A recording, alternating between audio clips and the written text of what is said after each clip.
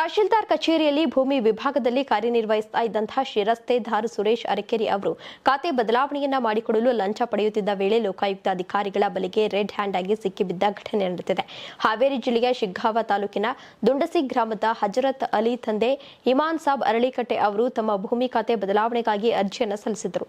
ಈ ಕೆಲಸಕ್ಕೆ ಸಂಬಂಧಿಸಿದಂತೆ ಶಿರಸ್ತೇದಾರ್ ಸುರೇಶ್ ಅರಕೆರೆ ಅವರು 2,000 ಲಂಚದ ಬೇಡಿಕೆಯನ್ನ ಇಟ್ಟಿದ್ರು.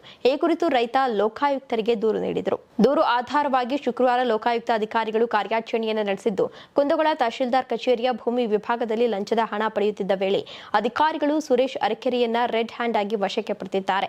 ಗ್ರಾಮ ಲೆಕ್ಕಾಧಿಕಾರಿಯಾಗಿ ಸೇವೆ ಆರಂಭಿಸಿ ಬಳಿಕ ಕಂದಾಯ ನಿರೀಕ್ಷಕರಾಗಿ ಹಾಗೂ ನಂತರ ಶಿರಸ್ತೇದಾರರಾಗಿ ಸುಮಾರು 20 ವರ್ಷಗಳಿಂದ ಒಂದೇ ಕಚೇರಿಯಲ್ಲಿ ಸೇವೆ ಸಲ್ಲಿಸಿದ್ದ ಅವರ ವಿರುದ್ಧ ಭ್ರಷ್ಟಾಚಾರ ಆರೋಪ ಹೊರಬಿದ್ದಿದೆ. ಲೋಕಾಯುಕ್ತ ಎಸ್ಪಿ ಎಸ್ಟಿ ಸಿದ್ದಲಿಂಗಪ್ಪ ಅವರ ಮಾರ್ಗದರ್ಶನದಲ್ಲಿ ಡಿವೈಎಸ್ಪಿ ವೆಂಕಟನಗೌಡ ಪಾಟೀಲ್, ಇನ್ಸ್ಪೆಕ್ಟರ್ಗಳಾದ ಪ್ರಭುಲಿಂಗಯ್ಯ ಹಿರೇಮಠ ಮತ್ತು ಪ್ರಸಾದ್ ಪುಣೇಕರ್ ಅವರ ತಂಡ ಈ ದಾಳಿಯನ್ನು ನಡೆಸಿದೆ. ದಾಳಿಯ ವೇಳೆ ಕಂದಾಯ ಇಲಾಖೆಯ ಹಲವು ಪ್ರಮುಖ ದಾಖಲೆಗಳನ್ನು ವಶಪಡಿಸಿಕೊಳ್ಳಲಾಗಿದ್ದು, ತಡರಾತ್ರಿಯವರೆಗೆ ಪರಿಶೀಲನೆ ಮತ್ತು ವಿಚಾರಣೆ ಮುಂದುವರೆದಿದೆ. ಶಿರಸ್ತೇದಾರ್ ಸುರೇಶ್ ಅರಕೆರೆ ಅವರ ವಿರುದ್ಧ ಭ್ರಷ್ಟಾಚಾರ ನಿರೋಧಕ ಕಾಯ್ದೆಯಡಿ ಪ್ರಕರಣ ದಾಖಲಾಗಿದ್ದು, ಮುಂದಿನ ಕಾನೂನು ಕ್ರಮಗಳು ನಡೆಯುತ್ತಿವೆ ಎಂದು ಲೋಕಾಯುಕ್ತ ಮೂಲಗಳು ತಿಳಿಸಿವೆ.